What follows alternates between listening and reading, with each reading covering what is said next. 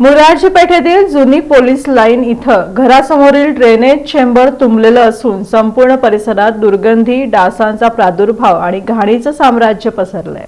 मागील तब्बल 3 आठवड्यांपासून सोलापूर शहरातील मुरारजी पेठ जुनी पोलीस लाईन घर क्रमांक 1196 या ठिकाणी घरासमोरील गटार म्हणजेच ड्रेनेज चेंबर तुंबलेला आहे। सांडपाणी ओसंडून वाहत असून संपूर्ण परिसरात दुर्गंधी, डासांचा प्रादुर्भाव आणि घाणीचं साम्राज्य पसरलं आहे। विशेष म्हणजे या सगळ्या अस्वच्छतेचा फटका थेट एका दिव्यांग कुटुंबाला सहन करावा लागत आहे। या घरात नागनाथ पवार हे दिव्यांग व्यक्ती आपल्या आई, पत्नी आणि 2 लहान मुलांसह वास्तव्यास आहेत। गटार तुंबल्यामुळं शेजारील घरांमधील सांडपाणी, घनकचरा आणि घाण थेट त्यांच्या घरासमोरच साचत आहे। पाणी इतकं साचलं आहे की घराबाहेर पडणं म्हणजे जीव मुठीत घेऊनच बाहेर पडावं लागतं। या साचलेल्या सांडपाण्यातून ये-जा करत असताना काही दिवसांपूर्वी नागनाथ पवार यांचा पाय घसरून अपघात झाला।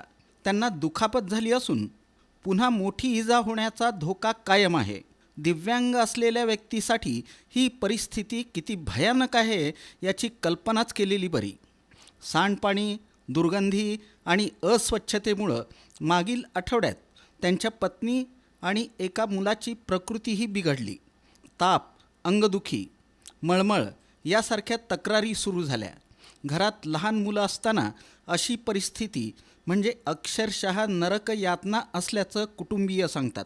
या समस्येबाबत पवार कुटुंबियांनी स्थानिक लोकप्रतिनिधी, महापालिकेचा आरोग्य विभाग यांच्याकडे वारंवार तक्रारी केल्या, भेटीगाठी घेतल्या, फोन केला, विनंत्या केल्या, मात्र आस्तागायत एकही कर्मचारी आणि एकही JCB अथवा एकही सफाई कामगार या ठिकाणी फिरकलेला नाही। 24 तास दुर्गंधीयुक्त सांडपाण्यात राहावं लागतं। त्यामुळं या कुटुंबाचं जगणंच मुश्किल झालंय। स्वतःच्याच घरात असूनही खिडक्या बंद ठेवाव्या लागतात। डासांचा त्रास, दुर्गंधी, आजारपण यामुळं मानसिक ताणही प्रचंड वाढला आहे। आता प्रश्न असा उपस्थित होतो की महानगरपालिका निवडणुका नुकत्याच पार पडलेल्या असताना सर्वच राजकीय पक्ष विकास, स्वच्छता, नागरिकांच्या आरोग्याची भाषा करतात। प्रचाराच्या वेळी प्रत्येक गल्लीबोळात उमेदवार फिरतात, मात्र निवडणूक झाल्यानंतरही दिव्यांग कुटुंबाला सांडपाण्यात तडफडत ठेवणं हे कुठलं लोकशाहीचं राज्य। या घटनेमुळं नागरिकांमध्ये तीव्र संताप व्यक्त होत असून मत मागायला येताना विकास आठवतो, पण मतदारांच्या आरोग्याची जबाबदारी घ्यायला कोणी तयार नाही, अशी तीव्र प्रतिक्रिया परिसरातून उमटत आहे। संबंधित लोकप्रतिनिधी, महापालिकेचे अधिकारी आणि प्रशासनानं तातडीनं या ड्रेनेज चेंबरची सफाई करून पवार कुटुंबाला दिलासा द्यावा, अन्यथा याचा जाब आंदोलनाद्वारे विचारला जाईल, असा इशाराही नागरिकांनी दिला।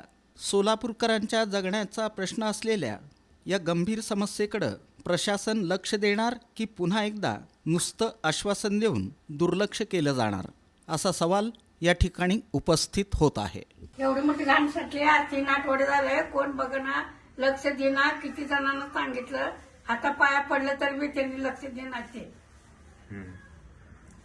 माझा मुलगा त्या घाणीत पडला तरी बी तो किती वेळा सांगितलं मी, तर त्यांनी लक्ष देणार।